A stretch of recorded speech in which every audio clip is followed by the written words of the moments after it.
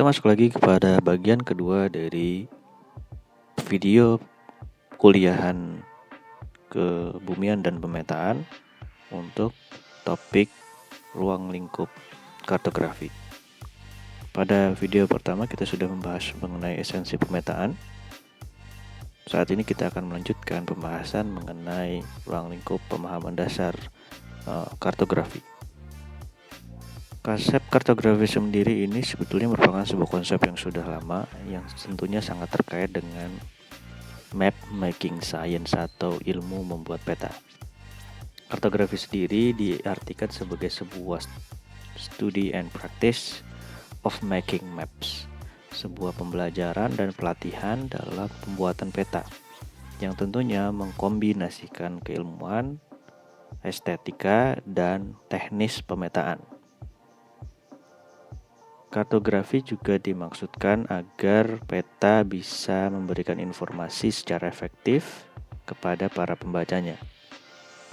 Jadi pada saat pembuatan peta tentunya di sini ada bagian dari bidang ilmu seni dan juga bagaimana teknik pemetaan itu bisa membantu kita menghasilkan peta yang baik dan benar. Ilmu seni rasa bisa menghasilkan sebuah informasi, visualisasi juga bisa menghasilkan sebuah informasi. Seperti halnya peta yang terlihat pada slide ini, ada berbagai jenis simbol dengan penggunaan warna, ada yang berupa garis, ada yang berupa titik dan berupa area yang masing-masing punya makna dan tujuannya sendiri. Contohnya seperti simbol yang berwarna merah, titik berwarna merah, meskipun sama-sama titik, akan tetapi kita lihat ada perbedaan ukuran yang menandakan sebuah fenomena yang berbeda atau sebuah informasi yang berbeda. Konsep kartografi berikutnya, kita menghasilkan peta sebagai sebuah sarana untuk menginformasikan suatu analisis. Seringkali peta yang dihasilkan adalah produk hasil analisis, bukan hanya mendeskripsikan fakta, tetapi peta juga bisa menjelaskan sebuah proses pengolahan data. Pada saat misalkan kita sudah punya hasil analisis pada saat kita ingin merencanakan suatu lokasi atau pengolahan suatu lingkungan yang dihasilkan dari suatu proses analisis, maka bentuk akhirnya atau hasil analisisnya pun dapat menjadi sebuah peta. Kemudian informasi yang disampaikan di dalam peta harus benar, seperti yang sudah disampaikan sebelumnya. At least salah satu informasi yang harus benar adalah informasi terkait dengan lokasi. Peta juga harus lengkap, bukan berarti semua informasinya harus dimasukkan, tetapi informasi yang dibutuhkan harus ada. Sehingga peta harus benar, lengkap, jelas, dan tetap mempertahankan kemudahan, keindahan, dan keserasian. Seringkali kita menemukan peta yang desainnya kurang bagus, kurang baik, sehingga kita sulit memahami maksud dari peta tersebut. Poin berikutnya adalah tidak hanya visualisasi, kartografi juga harus mengantarkan informasi, memudahkan membaca, memahami masalah, dan seterusnya. Ya, ini adalah salah satu tujuan memahami kartografi, di mana sang pembuat peta harus bisa menyampaikan maksud dan tujuan petanya kepada pembaca. Apabila kita sebagai seorang pembaca peta tidak mengerti bagaimana cara membaca peta, maka ada kemungkinan aspek kartografi yang kurang diperhatikan. Konsep kartografi terkait dengan bagaimana kita bisa menggambarkan real world ke dalam sebuah simbol. Karena sebagaimana kita tahu, peta adalah penyederhanaan dari dunia nyata. Dunia nyata yang sangat kompleks bentuknya, luasannya, aktivitasnya, coba disimplifikasi, coba disederhanakan menjadi sebuah simbol. Katakanlah ada sebuah jaringan jalan. Jaringan jalan kita tahu di dunia nyata ada yang berbeda lebarnya, ada yang berbeda bentuknya, kelokannya, panjangnya, dan sebagainya. Tetapi di dalam peta kita menggambarkan jaringan jalan menjadi sebuah simbol garis yang memiliki sebuah warna, dan warnanya itu bisa bermakna atribut dari jalan tersebut. Ada informasi landscape. Dari landscape kita bisa mendapatkan informasi lereng, kontur, dan sebagainya. Bagaimana kita menggambarkan ke dalam peta? Bisa menggunakan simbol. Untuk menggambarkan landscape dalam artian topografi dan ketinggian, biasanya kita menggunakan simbol garis kontur, yang setiap garisnya memiliki nilai ketinggian. Untuk menggambarkan lereng, kita biasa menggunakan data raster yang berbasis pixel, di mana setiap pixelnya punya nilai persentase kemiringan lerengnya. Ya, jadi konsep kartografi dalam hal ini kita berusaha untuk menggambarkan realita ke dalam sebuah simbol, yang harapannya para pembaca peta akan dapat memahami simbol tersebut, sehingga para pembaca peta bisa membayangkan kondisi keruangan atau fenomena keruangan atau informasi ruang di lokasi peta tersebut digambarkan, sehingga ada informasi baru yang bisa didapatkan oleh para pembaca. Dan mungkin para pembaca peta yang belum pernah mengalami pengalaman pada lokasi tersebut bisa mendapatkan pengalaman keruangan tersebut, at least dari persepsi para pembaca. Berbeda dengan membaca buku, karena peta berupa image, maka akan bisa memunculkan banyak sekali persepsi. Berbeda dengan membaca buku terstruktur dengan kata-kata yang mungkin sudah jelas penyampaiannya dan maksudnya, akan tetapi pada peta, karena ini berupa gambar yang ingin diinformasikan, maka sangat penting untuk memperhatikan penampilannya, karena bisa jadi warna, ketebalan garis, ukuran, besar kecilnya ukuran itu dimaknai berbeda. Persepsi kita terhadap warna biru, biasanya kita sudah punya mindset bahwa itu adalah sebuah badan air. Kalau warna biru digunakan untuk simbol selain badan air, maka bisa jadi itu tidak memberikan pemahaman. Ya, karena kita sudah punya mindset biru adalah badan air. Terkait dengan bahaya, merah adalah tingkat bahaya tinggi. Apabila ditukar, maka akan terjadi miskonsepsi dan sebagainya. Jadi itu menjadi penting dalam pembuatan peta. Ya, jadi bukan selalu harus indah. Peta itu tidak harus selalu indah, tetapi harus bisa menggambarkan atau bisa menginformasikan tujuan, mencapai tujuan peta. Dari sisi desain, dari sisi teknis, dan juga pemilihan simbol. Contoh yang paling sederhana kita temukan pada rute transportasi. Sini sudah pernah saya sampaikan di kelas bagaimana kita bisa melihat adanya simplifikasi realita. Bagaimana realita rute jalur transportasi, katakanlah kereta atau komuter, yang disimplifikasi di dalam sebuah rute di peta rute sederhana, ya. Tapi sebetulnya meskipun terlihat sederhana, tetap bisa menggambarkan informasi dan tetap bisa memberikan pemahaman kepada para pembacanya. Ada juga istilah good maps dan bad maps. Kita bicara bagaimana desain kartografi membantu kita memahami peta. Nanti teman-teman bisa lihat apakah yang tampil di slide saat ini adalah sebuah desain peta yang baik atau good maps, atau sebuah desain kartografi peta yang buruk atau bad maps. Juga bisa dibandingkan dengan peta-peta berikut ini. Bagaimana kita bisa melihat desainnya good maps atau bad maps. Secara kesimpulan, peta yang ini adalah peta bad maps karena tata letak, pemilihan simbol, penempatan simbol, pewarnaan dan sebagainya itu sangat tidak diperhatikan. Contohnya pada peta yang sebelah kanan di sini, ini permasalahan yang terkait dengan warna. Gradasi warna yang dipakai tidak selaras. Kemudian kalau yang peta yang kedua ini gradasi warnanya tidak ada, Padahal peta ini menjelaskan sebuah level tingkatan dari yang paling rendah hingga paling tinggi, sehingga harus sebetulnya menggunakan gradasi. Peta yang di bawah ini terlalu banyak simbol, memunculkan semua informasi sehingga tidak jelas penempatannya. Peta yang sebelah kiri ini menjelaskan sebuah simbol lingkaran, tetapi sangat bertumpuk sehingga tidak bisa menginformasikan secara jelas fenomena yang terjadi.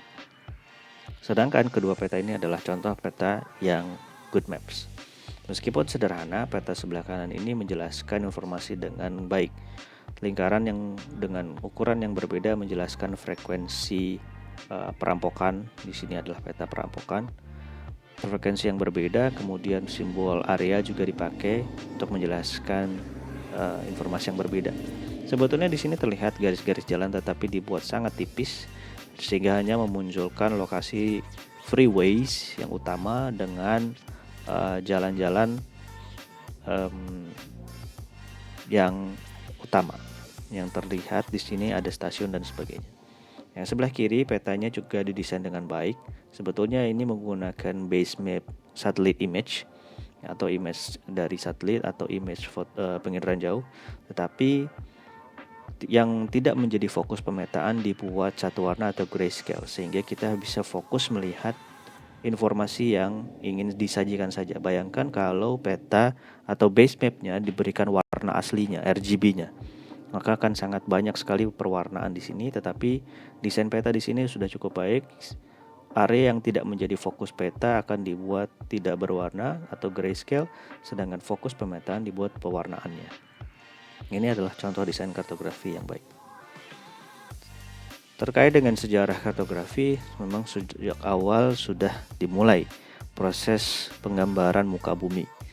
Mulai dari bagaimana zaman Babilonia kita sudah bisa punya bukti-buktinya, ada usaha menggambarkan peta menggunakan clay atau tanah liat, hingga akhirnya kita sampai sekarang pada peta digital.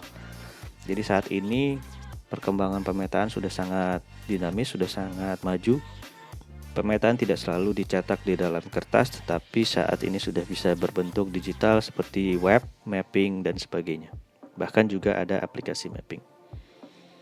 Ya, terkait dengan karakteristik dasar, semua peta biasanya harus bisa menjelaskan keterangan seperti tercantum di sini.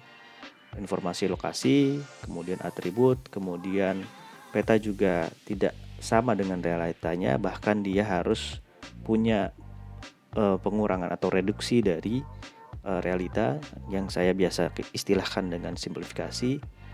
Kemudian skala, peta bentuk dari sebuah objek ya secara geometris, transformasi secara lokasi ya, dan proyeksi. Karena bumi itu bulat, bumi adalah sebuah bidang yang 3 dimensi yang kita anggap bulat, maka sedangkan peta itu ada di sebuah lembar 2 dimensi yang datar, maka ada proyeksi di sana. Proyeksi atau penggambaran bentuk muka bumi ke dalam 2 dimensi. Abstraction of reality, ya ini adalah sebuah penggambaran karena realita di lapangan kemudian ditransformasi menjadi sebuah simbol-simbol yang kadang juga bisa bersifat abstrak. Misalkan contoh simbol titik, simbol lingkaran, simbol kotak merupakan simbol-simbol yang abstrak ya. Kemudian karakteristik dasar berikutnya, mapping involves information transformation. Jadi pada saat pembuatan peta kita akan memilih informasi apa saja yang perlu dimunculkan. Kita tahu dunia nyatanya kompleks, maka tidak semua informasi itu akan masuk, tetapi kita hanya memilih informasi yang memang akan muncul. Klasifikasi adalah proses pembuatan kelas. Katakanlah fenomena kesesuaian pengelolaan lingkungan, maka kita bisa klasifikasi menjadi sesuai, tidak sesuai, dan sebagainya. Itu juga akan membantu dalam proses penyampaian informasi. Simplifikasi adalah penyederhanaan, di mana fenomena-fenomena kompleks yang ada di dunia nyata disimbolkan menjadi sebuah gambaran sederhana, tidak lebih kompleks. Contohnya tadi seperti jalur transportasi dibuat simpel dan sederhana. Eksagerasi adalah penyampaian informasi yang berbeda dengan dunia nyata. Ini sebetulnya konsepnya masih sama. Yang tadinya skalanya sangat detail maka digambarkan pada skala yang lebih umum gitu ya, karena kita tidak akan sulit sekali membuat peta apabila menggunakan skala yang sama dengan real world, yaitu 1:1. Maka di sini ada proses eksagerasi, kemudian juga simbolisasi. Ya, ini jelas ya, kita mengubah bentuk fenomena yang ada di lapangan menjadi simbol-simbol, baik itu simbol abstrak maupun simbol pictorial. Ini contoh bagaimana kita mendesain sebuah tata letak peta. Ada judul, ada legenda peta, ada inset ya. Kita lihat di sini judul, skala, scale bar, navigation simbol, kemudian legenda, keterangan dan sebagainya, inset peta, dan juga ada toponim di sini. Kemudian ada keterangan koordinat, garis tepi dan sebagainya. Ya, di sini sudah ada keterangan-keterangannya, huruf A dan huruf F sesuai dengan yang ada di tadi. A ini adalah penggambaran grid, B ini adalah koordinat, C adalah lembar peta, dan seterusnya. Kemudian dilanjutkan hingga ini adalah K. K ini adalah sumber peta, sumber data, bahkan juga kita kadang memasukkan nama pembuatnya. Konsep skala sebagaimana mungkin sudah disampaikan sebelumnya, skala sangat penting dalam proses pemetaan karena kita terkait dengan ruang lingkup pemetaan, seberapa luas informasi yang dihasilkan, seberapa detail, itu akan menentukan skalanya, atau skala akan menentukan informasinya tersebut. Skala yang digambarkan di dalam peta ada skala batang, grafis seperti ini, skala bar ya, scale bar. Ada skala dengan nominator, ada verbal ya. Jadi macam-macam di dalam peta. Ini contohnya ada verbal scale, ada representative fraction, ada scale bar yang grafis gitu ya. Nah, kita bicara skala, pembagian skala ada skala besar, skala kecil. Jangan terbalik ya. Skala kecil maka areanya luas. Skala kecil, area yang dipetakan luas dan angka skalanya besar.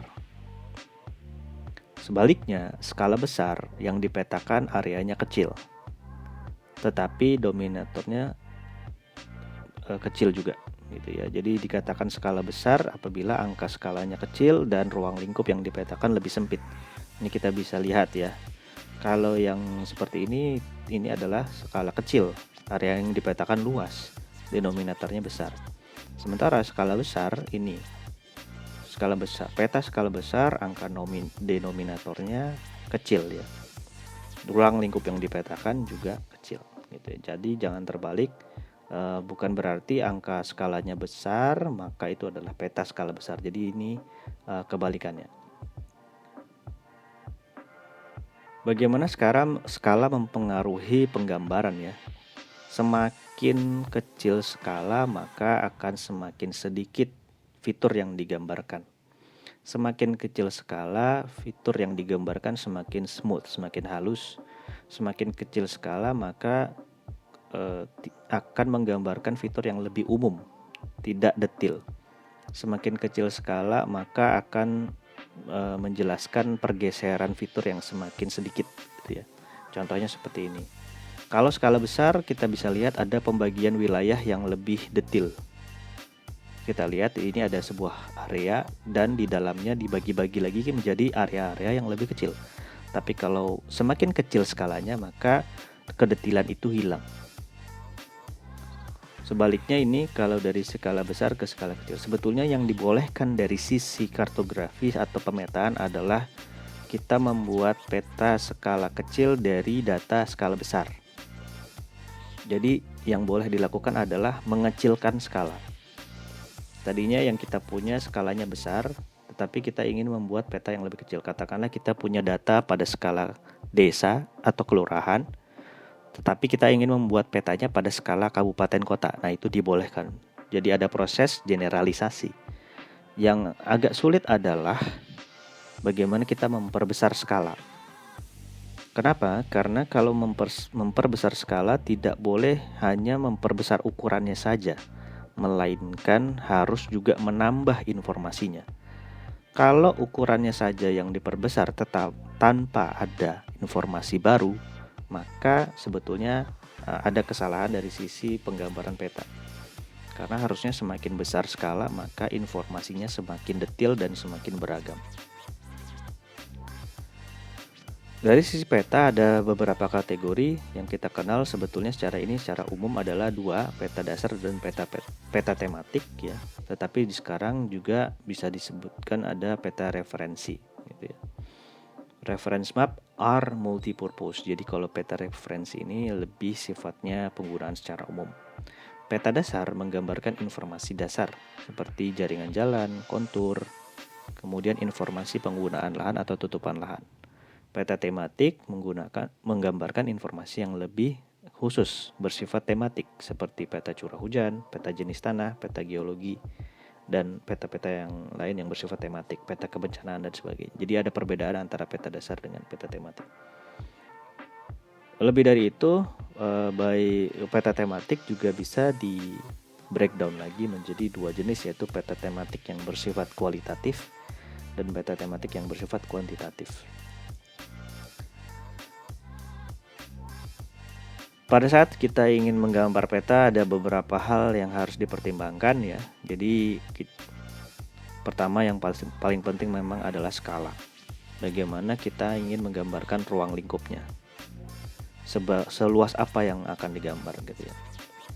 There are many different map types or methods of cartographic representation. Ya, jadi ya ada banyak sekali tipe pemetaan dan metodenya. Kemudian akan tetapi biasanya setiap peta itu punya informasi-informasi dasar yang dipertimbangkan.